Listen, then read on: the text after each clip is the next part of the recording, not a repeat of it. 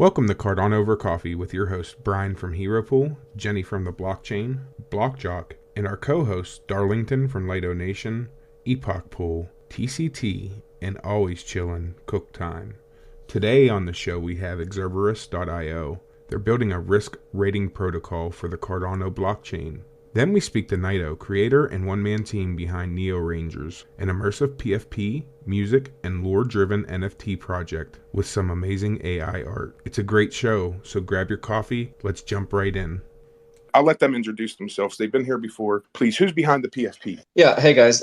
So today I'm alone. I'm Noah. I'm the lead data engineer. Our CEO is currently flying back to his home, so apologies for that. But I have plenty of stuff to cover with you guys. So for those of you guys who don't know Xerburus, we're basically a decentralized risk analysis protocol, and we're really trying to provide tooling for community to be able to do really independent and in-depth research on the blockchain, much more than just tracking UTXOs, but also on like understanding like the essence of networks really, and going into every small detail of how these projects work and what caused price increase or decrease, what caused user increase or decrease.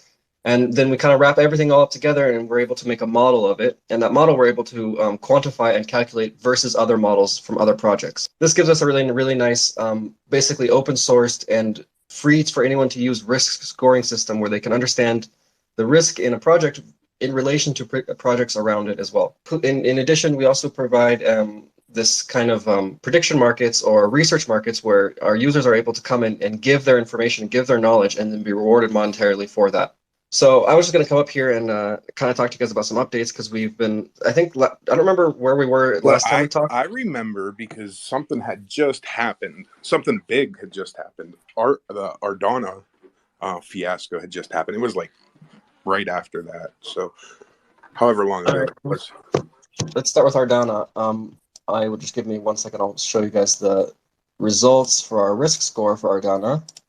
And so maybe I'll just explain a little bit about this risk score. Is that it's it shows it's not just a risk score. It's not just a rug pull alert, but it's an alert for basically any change in a network. So if like a cornucopias has an NFT drop, or if there's any sort of like massive change in a network, we get an alert for it. And let me see if I can figure out how to pin this to the group. Okay, so I tweeted the comment and then I share it to the top, right? Yeah. So I put it to the top. So this graph basically here shows us the price of Ardana against our risk score itself. And basically what the risk score does is it's monitoring the network all the time, basically tracking every wallet all the time forever. And then when something really significant changes in the network, you get these spikes in the risk score. So you can see there's some around April, there's some in July, and then during the rug pull, there's a massive amount of them. And that mass amount of like instability started about 3 to 5 hours before the rug pull itself. So it's encouraging, and it's like I guess the update is that our model's working. Like it's working really well. And for the time frames we're looking at, which we're only looking at like the difference of the network between hours, like the difference between the network this hour and the network and then hour upcoming. So we're looking at the differences just between hours, and we're predicting in hours, which is really good because it means probably when we start analyzing the data over daytime periods, we'll start being able to predict in daytime periods as well. Any questions? Should I? Can you explain a little bit for those that weren't here the first bit what goes into that risk score? No, it's really it's pretty simple. So basically, imagine you take a timestamp of the blockchain. So let's say you take like an hour's worth of blockchain transactions. You then construct a network graph with them where each node in the network graph is a wallet, and then each connection between the nodes is a transaction. So if you bought during that hour on a DEX, for example, you would have two nodes, your wallet and the DEX wallet, and they would have a connection between them. Does that make sense? Yep. So we make these network graphs basically over time periods on the blockchain itself, and then we use some really complex mathematics and really in-depth mathematics. It's called quantitative graph theory and topological data analysis to basically study these networks and study the differences between these networks. So for example, like when a rug pull starts happening, you move from a normal network to a network that is mostly selling. And that transformation from network A to network B is calculable and identifiable.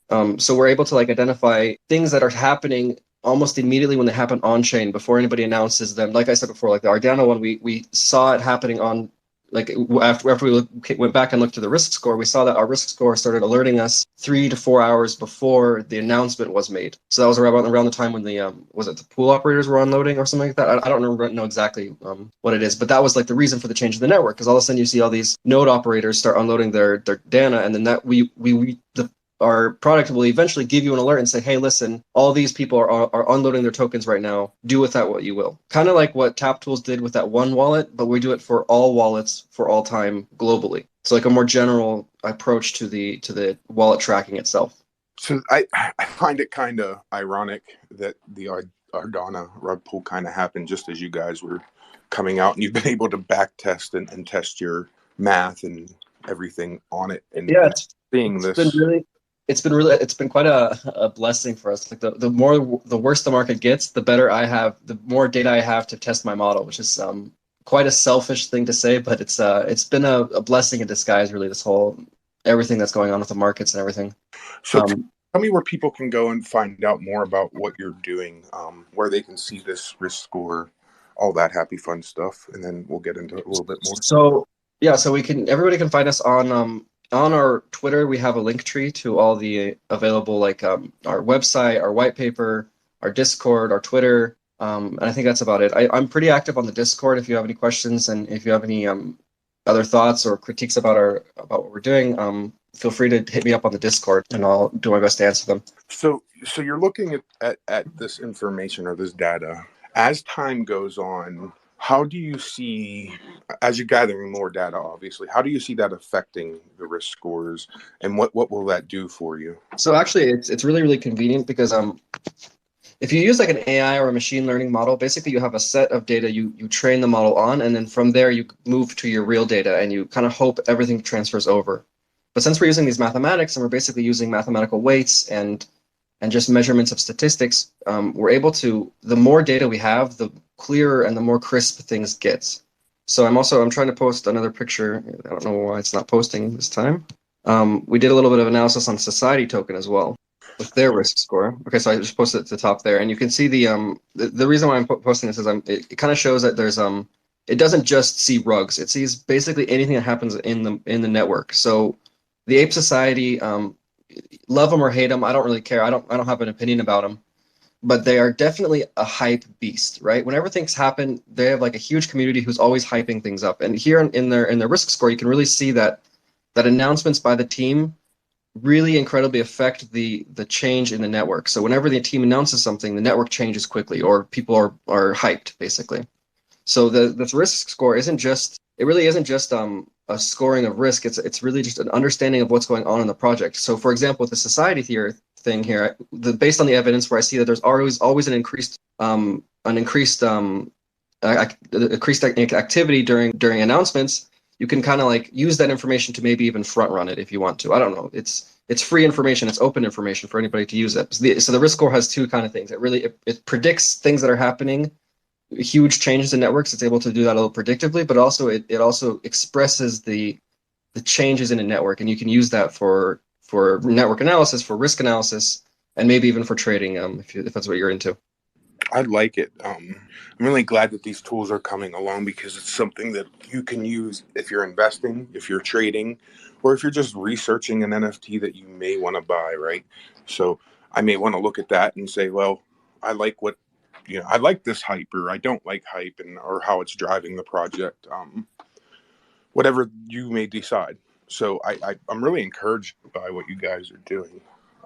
Exactly. It's all about providing the tooling in a way that people are able to participate. First of all, be able to participate in a fair way and be able to have an objective truth in front of them via not like trying to be unbiased as possible. But it's also really important to provide the tooling, and then also just understand what's going on the blockchain, and having just reading raw blockchain information like what you see on Cardano Scan or Sea Explorer, it gets really confusing and really impossible really quickly. So one of our real goals is to really give that information and give the blockchain information and just present it in a way that people can really clearly read and understand what's going on the chain. And then once you're able to do that, you're able to really understand things a lot more. For example, and going back to MELD, when this whole thing was going on with this MELD sell-off, I was a little bit surprised about why I was getting so much information, because this happens in every single project all across the board.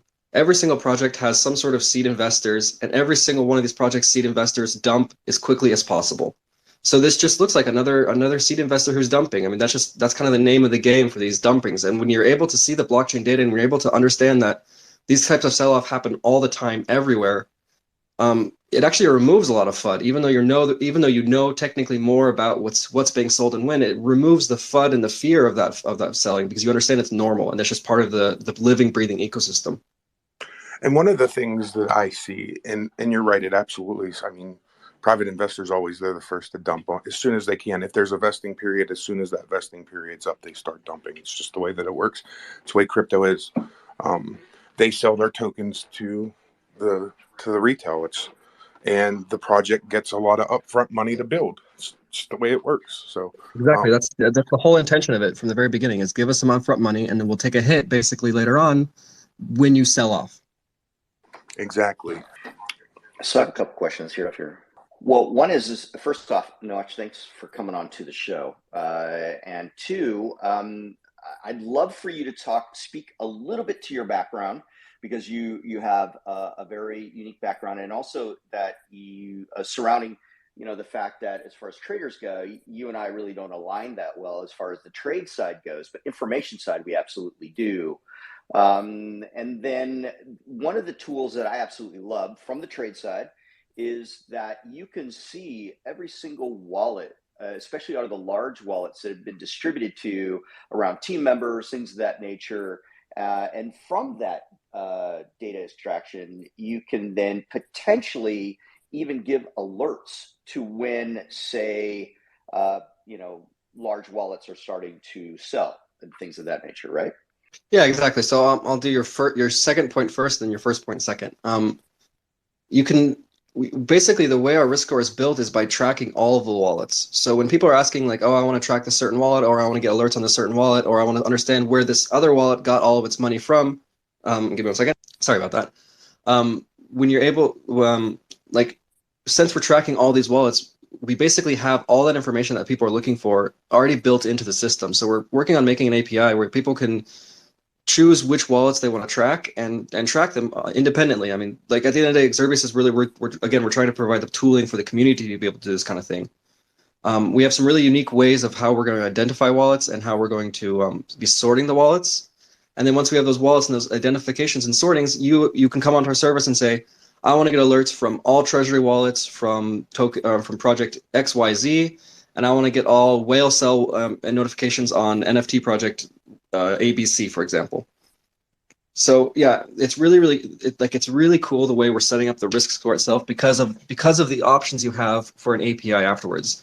If you want to know like the generational history of a token stream, you can do that. You can check the entire history of a wallet. You can check all the related wallets to a wallet, and these are all just like baked into the risk score. So just pulling them out is really, really fun and quite a useful tool when you're doing research. That's absolutely. When it comes to my Go ahead. I wanted to say, like, for practical use, right? If I was part of Summon DAO, right, and I wanted to track that wallet to make sure there wasn't anything shady going on, that's just like amazing. So that's really cool. Yeah, exactly. And the whole idea would be like what the process would be for us on the back end is we would see these spikes in the risk score, like you see. We would go back and we would look at the networks I was talking about earlier. We'd understand which wallets did cause that spike, basically, and then we can identify those wallets and then track those wallets back and forth through time and see what happens. So for example, if we go to rug pool, we can see the wallets who sold early, understand which wallets those were, and then track those wallets back through the whole history of the token and understand how they interacted with that token, transfer over to other projects two data points, basically how Ruggy wallets interact, and then we can also look at for the same type of for the same exact wallet in the second project as well. So we can look for their essence and also look for the identity themselves, which is pretty cool. That's really awesome. So my background, I am 27 years old. I finished my degree. Oh, I didn't finish my degree. I have like 3 courses left to do, but I'm about to have a degree in physics. And I just recently semi-finished my degree last year, and ever since the end of the last year, I got really into cryptography and into mathematics, and I fell in love with those types of fields, and they both kind of really led me to risk analysis and blockchain. And then from there, I've really been I have a really great team, and we've all been building together and really trying to bring clarity to this system. Blockchuck, is there anything else you want me to talk about my background? I'm not sure. I'm not the greatest Well, introduction to myself. well, no, and I know this, here, just so everybody knows, I have friends that are like this, to where they maybe, what they're doing something on a pad, right? And you're like, hey, what are you doing? They're like, oh, I'm just doing a calculus, question or problem. I'm trying to figure it out, and they're just doing it for fun. This is Noach, right? So this is what he absolutely loves to do. He has a passion for it, and that's why I love the fact that I can rely on the information that he's working on, because he has no vested interest one way or another. Yeah, So exactly. it's a really cool thing. Like I'm just having the most fun in my life just using these toolings, because so when I was in my degree, when I first started doing calculus 1, my professor just offhand mentioned, he's like, oh, if you think this is interesting stuff, you should look into algebraic topology, which is basically the base layer for everything we're using here in our risk scores. And when I learned that in my first semester, I just kind of started learning it on the side. And what ended up happening was I was doing a bachelor's in physics, but it's on the side, and 95% of my time I was learning PhD level mathematics, because I just love the structuralism and the way these mathematics are able to like really express living and breathing networks. It's incredible to me. Usually they're used for like for medical data is what they're usually mostly used for like diagnosing cancer or giving specific prescriptions to people. And that was really what like enlightened me. It was just how expressive this mathematics can be. And then throughout my whole degree, I was really looking for how can I apply these mathematics to something that I can make a living off of. And like also at the end of the day, like we're trying to provide a service here and stuff like that, but we're also trying to like to make a living off this, right? So we can keep doing it. And I'm just really happy that I think I found the area I can do that. Just the rest of my life, play with mathematics and try to find fair systems. And so I pinned something up to the top for everybody to look at. And also there is a link to the Discord. And Noach, if you could just speak to the Discord and the interaction between the participants who are in the Discord and the team, and how that synergy works. So right now, most of the time, it's a lot of explaining and a lot of people coming on and just kind of trying to figure out the project. We're pretty new as well, so the interaction honestly is I don't know. I've been hanging around the Ape Society for a while because I've been just kind of studying up on them, and they have an interactive Discord over there. It's like nonstop, 7,000 messages per second. So our interactions are pretty low. So I'd encourage everybody to go on there, because I'm all the time waiting just to answer questions and talk about the model and talk about theories.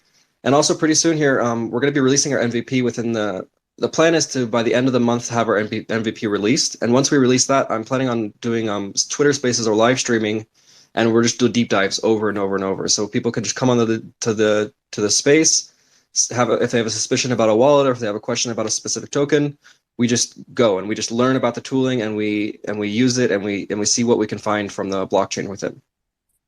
And so how you're funded, can you speak to a little bit of going forward, the roadmap and being funded for the projects and what you're doing? Yeah, so we've been bootstrapping for 7 months or something like that. Absolutely we haven't gotten any funding whatsoever so far. We are looking for like catalyst funding, maybe to bump up the funding, or maybe some private investor funding to help us with this, because it's getting kind of unmanageable, to be honest. It's been like all the whole team has been like 7 months bootstrapping 24/7 working on this, and we're getting, or the burn rate's getting up pretty close. So for this quarter, we're really looking for funding in the private sector, and as well as maybe Catalyst if it comes back on. But we prefer Catalyst, but there's no Catalyst for now. And currently, you're not running ISPO. Oh yeah, we also have a stake pool, which okay, sorry, I forgot about this whole area. So basically, another way we want to monetize our information is to be able to have access to some more in-depth information about these wallets and about this and about these systems in general. You have to stake to our stake pool to be able to have access to some extra information. So staking to our stake pool, the stake pool ticker is XERSA, will enable you to have access to a lot more information on our website when you log in. Again, the ticker is XERSA, but we haven't. That's when the MVP comes out, just FYI. So if you guys want to wait a couple epochs to jump in there, I totally understand that. You go stake to them right now. Single small stake pool operators who are building things in the ecosystem absolutely need support. So go stake. Yeah, for sure. We appreciate that, and it's also it's at a 10% margin right now, so it's a little bit of a high of a margin, but you still get a large majority of your ADA rewards for the meantime, at least, until we figure out what we're going to do exactly with that. Well, I know that when maybe later today, I think I have an extra wallet somewhere. I don't know. I got so many wallets, who knows? But we'll see what I could do. Because I know that I'll be using this when it comes out for sure. There's no doubt in my mind. Absolutely. Currently, they're at 16,000 saturation, which is very low, and then the pledge is 100 ADA. So one thing I would suggest is maybe raising the pledge a little bit. Brian can speak to that a little bit more. Yeah, actually, maybe you can. Maybe we should meet up later on, and you can have a little meeting, and you can give me some stake pool operator know to, because I set it up myself, and I'm new to being a stake pool operator, and it's treading unknown waters for me. So I'd love to have like someone who's much more active in that space to be able to kind of bump me up a little bit with knowledge. Here's what I'm gonna do. I'll absolutely help you, but my knowledge is very basic level also. Like I'm not an expert. Karma, however, over there, I would sure is an expert. Epoch, people that I go to for questions, that's who I go to. There's a lot of great SPOs out there. I'll gladly help you with whatever, and I'll also get you a list of people who can help you with certain things, different telegrams that you can join and all that. So definitely send me a DM. Yeah, happy to help, by the way.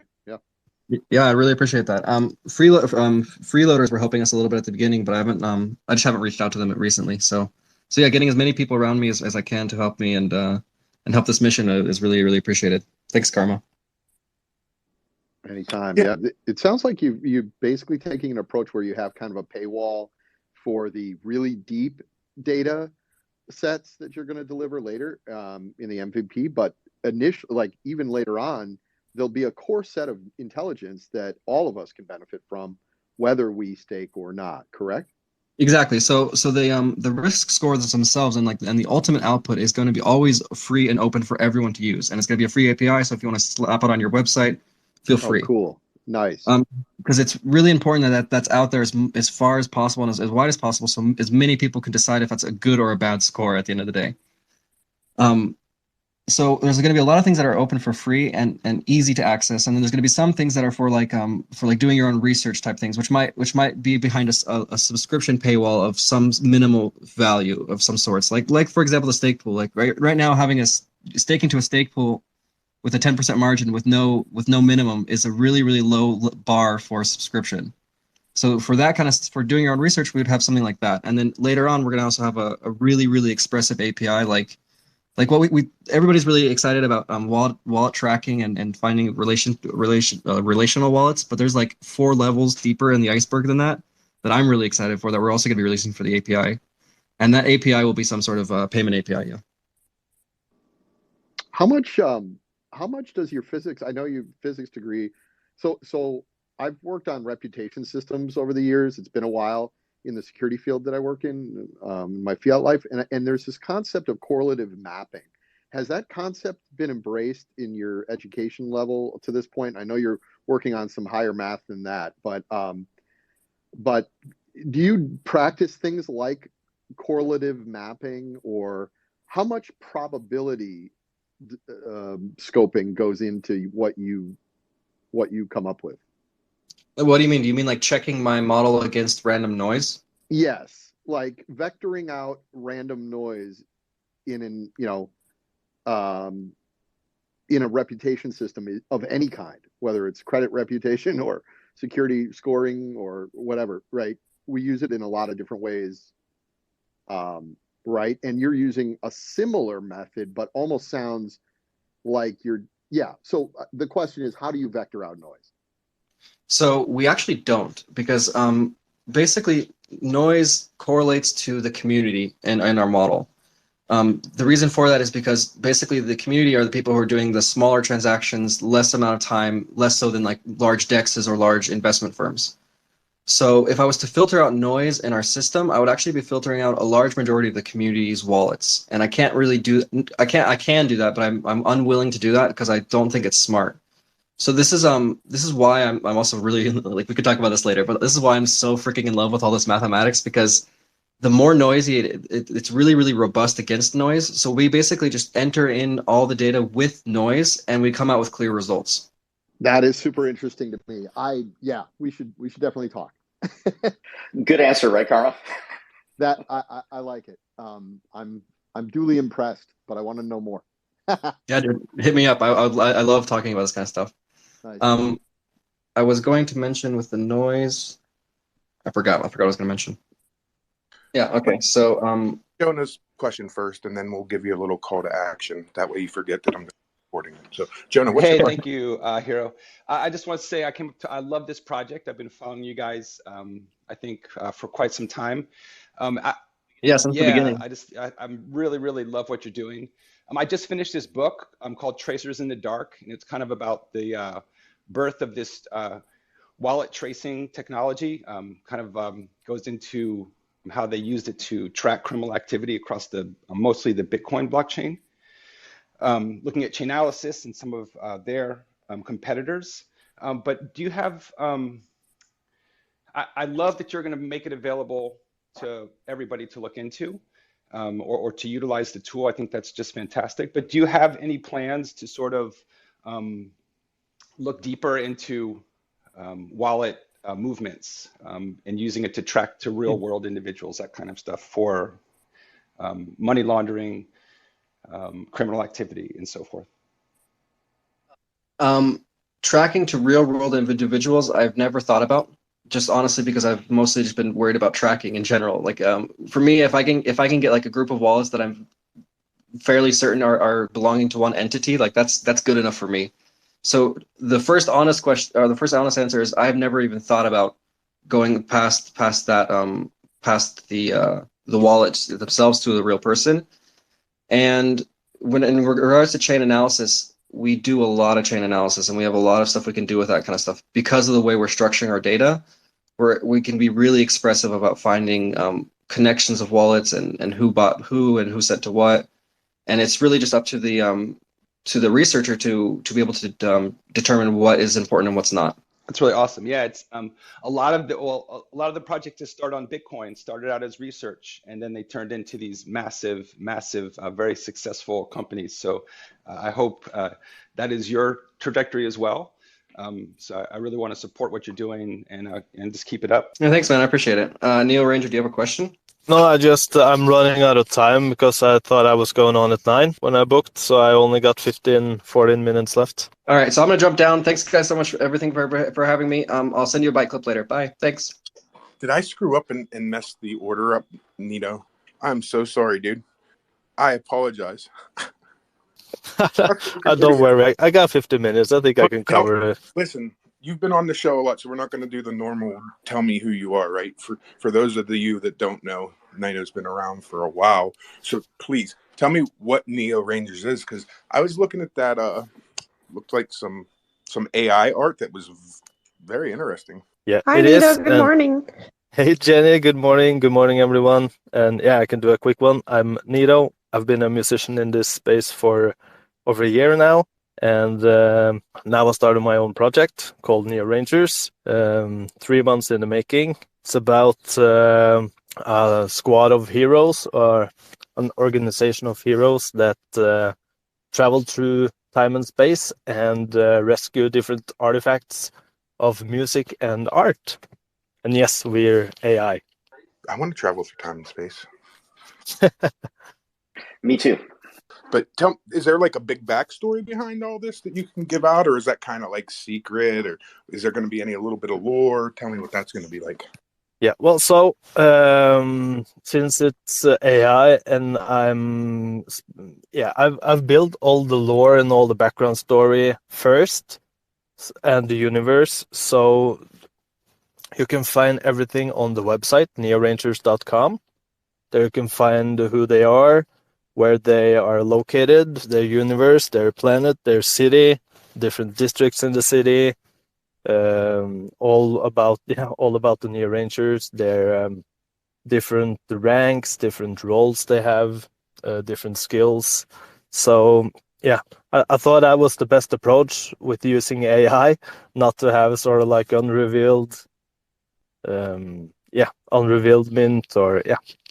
So everything is built from before. It's I'm still creating lore, still creating backstories. It's going to be mission based in Discord at first, and I have a few other ideas in the making. What do you think, Jenny? I know you got questions. Well, not so much questions because I've been seeing what he's doing, but this is really cool. I'm happy for you that you're venturing into your own project. You know, you've been around for a while, and you're always putting your music out there. So I know you're heavily inspired by disco, which I love that. How many? Okay, so what's the mint? Like, how is it gonna work? Like, I pretty much own almost everything you put out there. So you know I'm gonna have to get me one of those. Well, I appreciate that, Jenny, and you. And yeah, the mint, I've not decided on the main collection mint because yeah, I got some Rangers to finish, but we have initiation passes that I've created that's gonna give you the normal or regular whitelist for the main collection mint that we got going on now, and the main collection is 400 NFTs. It's not the typical 5K or not even 1K collection. It's to make it more manageable for myself. You mean I'm going to have to fight Jenny over all of them because you know she's going to try to get all of them. Oh, I hope some of the stuff that I have, I hope it just gives me a whitelist. I can't be grinding on Discord. What are the choices for people like me to get a hand on a whitelist for this drop? Well, the first whitelist were for OG gangs in the Discord. So basically, I made riddles on the website that I've announced 2 times now to have. Well, I created 2 enrollments, so you have to enter the website, read all the lore, and solve the riddles to find the secret link to the Discord. And then you were granted an OG role and the opportunity to whitelist for the initiation passes. But I still got 20 whitelists left, and those are going to giveaways with some projects and some from this NeoRanger Twitter account. And it's 100 total of the initiation passes, so it's a quarter of the main collection. So the initiation pass, can you explain that to me again? I just want to make sure I understand it. It's gonna grant you a guaranteed mint on the main collection. You're gonna get discount, yeah, and it's gonna act like it's the project is heavily music based. So by holding the initiation passes, you're gonna get airdrops that I'm gonna create with music. Is the intention. Yeah. That's awesome. For those of you who've maybe never heard his music, I would encourage you to go check it out because it's definitely something your ears will enjoy it. I promise you. You said there was 100 initiation passes? Is that correct? Yeah, 100 total. And what's the cost of those? It's going to be 100 ADA. I thought. Excellent. It's many projects do sort of like engage and we drop it to you. But I sort of needed the funds after all the time used on the project. And those funds again from the initiation passes is going to be used for different airdrops as well and giveaways in the Discord and for the main collection mint. Okay. When do you foresee the main collection? Do you have any guesstimate? I know it'll just be a total guess, but is it like 6 months, 12 months, a year? Oh no. Well, maximum 2 months, but minimum 1 month. Because I want to make sure everything's good to go with the minting partner. And I want to choose the right one. Think I know who to choose, but we'll see. Don't speak too loud, they'll all be in your DMs fighting. So I guess I'm And looking, Maker. I'm scrolling through your timeline. So are those so is that done? Like the whole solve the clues and all that? That's done Yeah, deal. Okay. that was done yesterday. Did you So get a lot of participation? Like, was it fun?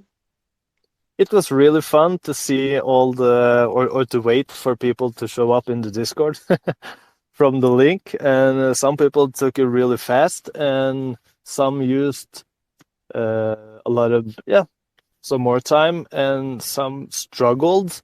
So for I think it was 7 or 8 people, I reached out in their DMs and offered them an invite because my heart was so they Well, struggled really hard. I'm glad to hear that because I'm one that like riddles aren't my thing, like right over my head. So it's good to hear that you took a little out for us people like me because I can't do riddles. I I love them, remember but I it can't. reminds me of the good old days with like the Clays when they were a small community. It was all about riddles and games and finding hidden stuff to mint. It was really cool. But as soon as they started growing, all that fun went away because people started getting mad thinking that OGs had some sort of alpha to where things were, so they had to Oh no. stop doing all that. Yeah. So I'm glad you're doing it, you're keeping it small because it allows for you to enjoy the process and the community you're building. So that's smart. Yeah, and it's like I said, to keep it manageable for myself at the time being. Maybe we get some more on board later. Yeah, and to make it more immersive for the people joining with the missions and stuff that we're gonna venture on. That's awesome. I need you to do me a favor and keep this in your memory bank. When you're ready to drop the main collection, re-sign up, and I won't screw up your time frame, and we'll make sure that we get your whole time in. We robbed you, Nito. That's bad. No, no, that's okay. It's my kid have to wait a little bit longer before I pick him up from kindergarten. Oh man, now I feel like really crap. Damn, now I feel horrible. He's like, I "Where's know. my I know daddy?" you're a 5-year-old's waiting for his dad right now because of you, Brian.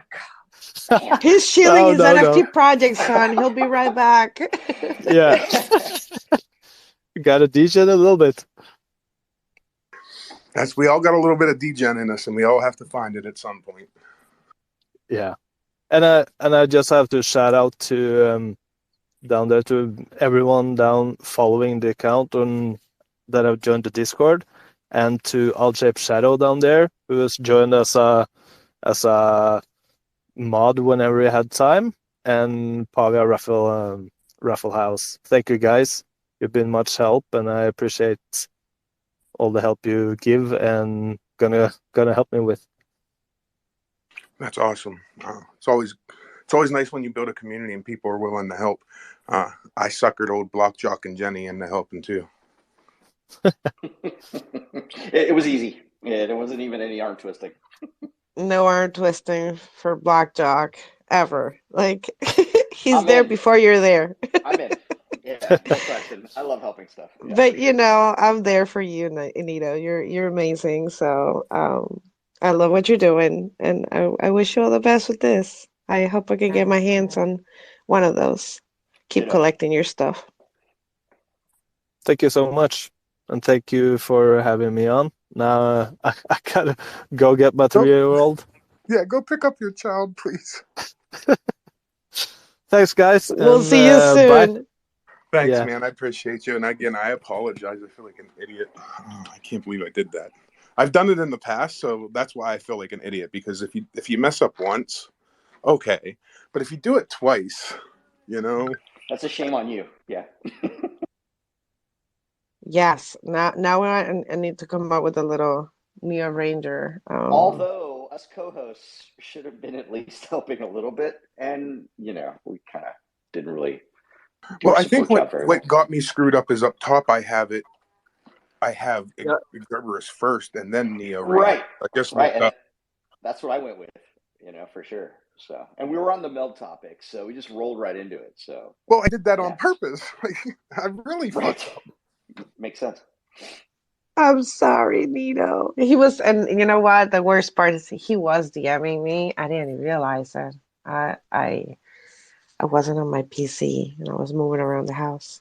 And he was like, "Oh, I was blindly trusting the the schedule." And I'm like, "I'm sorry." I feel like an idiot. I'll have to go. Well, I was going to buy one anyways, but he does do amazing work and his music is really cool. So if you're into NFTs and you're a degen kind of like me, make sure you check him out. Give him a retweet at least. I He's feel out like there always putting his, his creative process out and also, supporting other people. And yeah, the music industry needs support. They definitely need it. I So feel like I got to buy one now too. I owe I owe him. have you heard his music? I have not. So do you have a link for that you could shoot me? So party. You can go to my wallet. You can find a lot of his stuff. I have NFT music. Just go to NFT music or music NFT. I own both. So you can just go there and don't forget to move your funds off an exchange. Don't be like me and lose your funds on Celsius Network. Their bankruptcy is currently in bankruptcy, and I'll probably never see those funds again. So don't be like me and take your funds off centralized exchanges. It's okay to use them to buy, but it's not safe to keep your funds there. So you can't take part in DeFi. You can't go buy an NFT. You can't print some synthetic asset and have more risk. So get your funds off those centralized exchanges. And while you're there, taking your funds off an exchange, stake it to a stake pool. There's lots of great small stake pools out there. Cardano leads the blockchain world when it comes to decentralization between stake pools. A lot of people argue with me on that, but it depends on what you're talking about, right? But stake to a small stake pool. We got me, I'm Hero Pool. You got Karma Pool over there. You got Epoch Pool. He's co-creator of the show. You got the new Hosky Pool, Rare Pool. You got Lido Pool. Lido does Lido Nation. A lot of educational material. If you've never seen LidoNation.com, go check Rare it out. joint? Nice. Very cool. Love it. And you got Envy Pool down there. He's always Envy's a out in the listener house every day, and we absolutely love him. So. Yeah, shout out Envy Pool. You got Summon. They got an ISPO going on. So if you're in Cardano and you want to earn some other tokens, and like you can only do it on Cardano and it's liquid staking. So get your funds off an exchange, stake it to a stake pool, and then go do something with your ADA. I don't know. Like stake it to Xerburus, which I just did, and I put 1,000 ADA towards the stake pool. Not a lot. I'm starting off, so it's a good start. Hey, man, thanks. Appreciate it. Absolutely, man. You do a lot of work, and I can tell there's the passion's in your voice, my friend, and I can tell. And you got youth on your side, which is another nice thing. And I got 30 years on you, man, and your energy surrounding it is awesome. So love it. Yo, shout out to Nudes for posting the official Nido. I always say his name wrong too. Nido. Which is it? Is it Nido or Nido?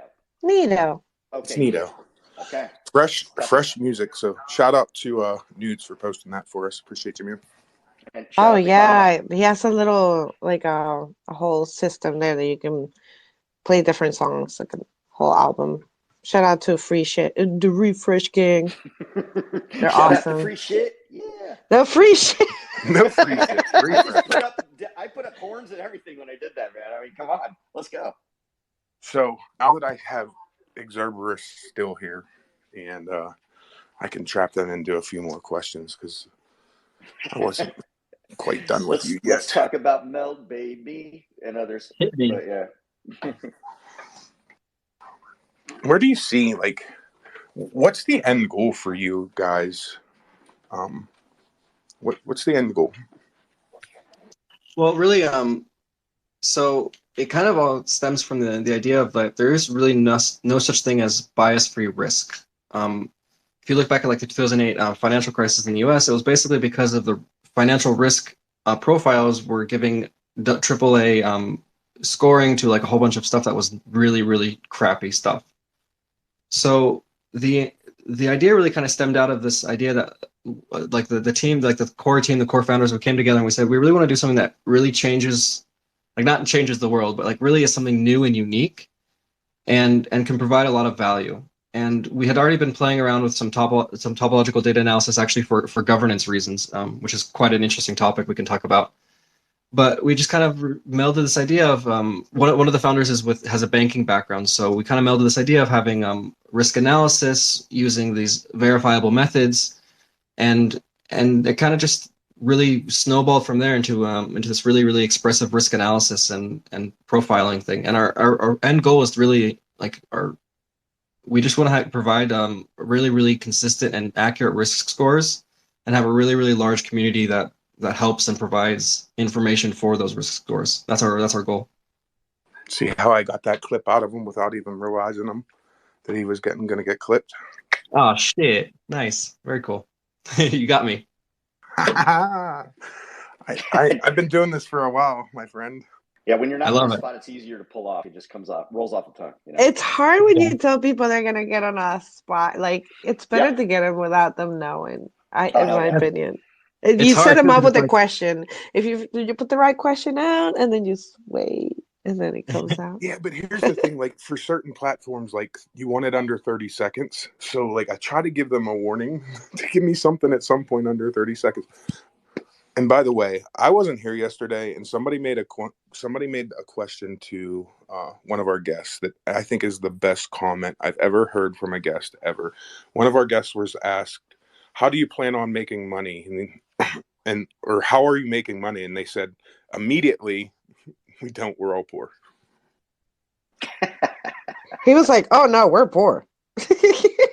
And it was right after he was talking about his model, like, yeah, we're trying to monetize here and monetize there. And then Lida goes like, well, that brings me to my next question. How do you make money? He's like, oh no, we don't. We're poor.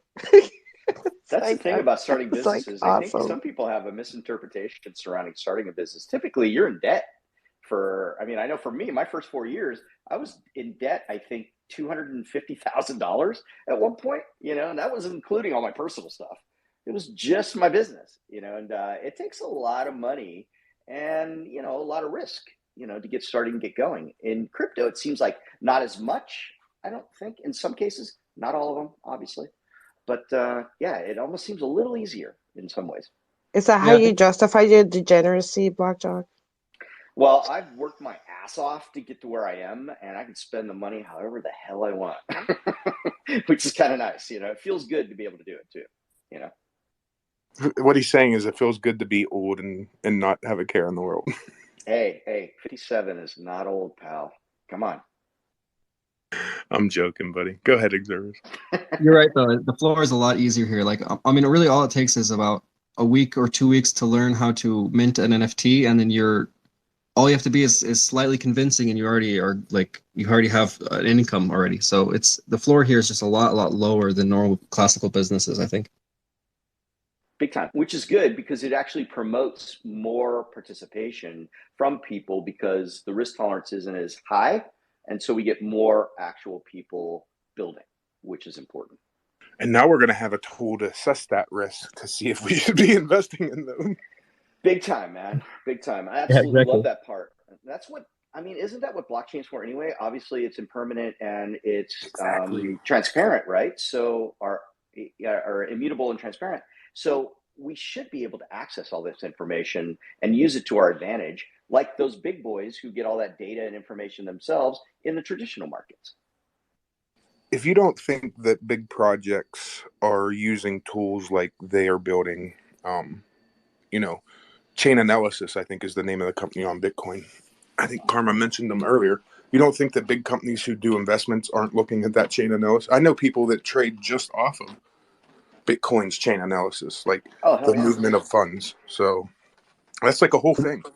From what I understand, I think every major centralized exchange also uses chain analysis for their fraud detection. Yeah, and I think Karma mentioned it also, like the government uses them when they need to find something out. Right, and here we don't have to where, let's say somebody in TradFi wants to, one of the CEO is going to sell shares. He actually has to put that in and almost like an application of sorts. Say, I'm going to sell these shares, and this is when I will be able to sell them at the date, right? We don't have that here in crypto. It can happen just willy-nilly whenever we want, Yeah, which kind of makes knowing it a lot more important, because like as long as you know it's happening and as long as you know how much it's happening in relation to everything else, that's like what's really important, because it's going to always happen. So for like this whole meld thing, for example, like for me it's not interesting at all that meld has an insider that's selling off early, because everybody has that. What's interesting to me is seeing the percentage of their insiders versus percentages of other insiders altogether. And the blockchain really allows us to be able to like find these relational differences between these companies and really understand how the whole, like how my company looks in respect to everyone else, basically. Total math guy, right? No, the really interesting part is the difference between. I love it. Yeah, big time. And it's one of those things to where I think this information is key, right? One, it also keeps the project honest, because they know there are people actually watching and paying attention, and they can't really make a dramatic move in any way because, especially without an MVP out. I mean, come on, are you kidding me? That's like probably the worst misstep you can imagine as a leader within, the team on, say, Meld or any other big project, Listen, people inside or private sellers selling off, or just happens. It's been happening since when did that start happening? In like 2016, 2017? Whenever the stock market, as soon as the stock market was put into play, as soon as we had a stock market, that was happening. Yeah, I'd say even before that. Yeah, actually. Okay, yes. And people get absolutely. upset. It's like crazy. Like like with the NFTs, it's like that, right? You get people like ape in and buy 200 of an NFT, and then when the price goes up, they start unloading, and it's like, what do you expect? I mean, it's Right, not. and then people get frozen, man, with this whole thing. You want Like them they to see the marry their tattoos. 200 wives, or what is that? It Just keep makes them. makes no sense. The tap tools thing is like a lot of people are like, oh, and then it started selling, and I'm like, what are you guys doing? Like, perfect buy opportunity for me because I own that particular token. So I'm like, thank you, appreciate that. You're just protecting your bags. Well, I've already. Let me fud them some more. Hold on. Yeah. I heard this. You probably know the answer to this. I heard they have a testnet date announced. Is that true, or was that just a 16th. rumor I heard? No, that's absolutely true. And they've taken applications, 500 of them. I believe they got over 3,500 applicants, and they're going to pick 500. I believe private. Fareed with Dapp Central is probably going to be one of them. He's still like, I'm not sure if I'm going to get it or not, but I think he would because he's such a good. Is it still open, like to sign up for it? Yeah, yes, right. You can still get in there and apply. Yep, still open. But the private testnet is the 16th. Which I'm sure they're going to be signing NDAs because it's a private testnet. I would imagine, they don't want any screenshots. They don't want any of that stuff getting out because the whole purpose of the private testnet is to, one, I just get want to people make sure. who. I want to know that it's there. That's all. Right, exactly. Right. Are they starting it? Right. Yeah. And Jenny, we have a problem, and I'm sorry. So I apologize. Is it? Are you taking away Monday? No. Then that's not a problem. Okay, we're good. It's the Christmas hat. Oh. I can't change the PFP because I paid for Twitter Blue, not realizing that I still had a Christmas hat on. You paid for? Is that for your hero or the coffee No. cup? I canceled it on Hero. Oh, and you gave it the coffee cup? And gave it the coffee cup, yeah. I don't see the blue check mark. It Yeah, said you don't have it. It said it'll be coming in a few days. It takes a few days. It does take a while. Why don't you just change the profile picture now before you get it. it? Won't let me.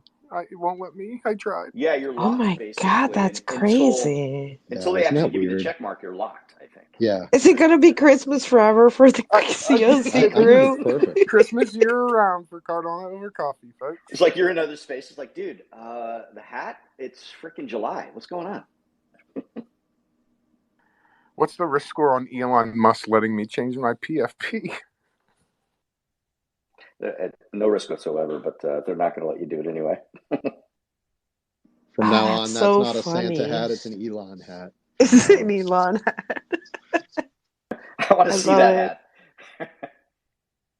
Oh, that's so funny! I can't believe that. That are we really? Okay, once you get the check mark and you change it, no? I don't know.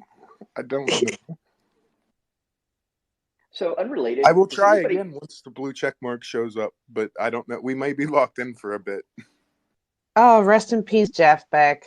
I see that there. Yeah, man. Sad one. If anybody, he was 78. He died from bacterial infection, meningitis, right? And they just couldn't get it under control, and he died because of it. And but that guy was one of the guys who got me into like a harder rock. But he's all instrumentals. You know, it's absolutely amazing the way he could voice a guitar. And he'll be sorely missed. I'm actually getting emotional right now. Absolutely love the guy and his music. And I'm a better person for it because of all the stuff that he's put out there. Yeah, me too. Big fan, for sure. Such a definite gift. Bad news yesterday when I heard that. So sad. And he was out there playing. I mean, this is really unexpected. Right. He's one of those guys. He's old school, man. He pick it up from the blues, so he does not pick. He has a pick on him for certain things, which he fingers like between his pinky and his ring. But he typically only finger styles, and the amount of the juice he can pull out of that guitar, I don't know how else to explain it, is amazing. So I just wanted to say the last half hour of the show, we just banner. So if you're down there and you want to come up, ask a question, talk about something, whatever, you're more than welcome to. We'll let the math nerds off the hook, I guess. Tap tools, tap tools, tap tools, tap tools. Yeah, if anybody else has questions for us too, feel free.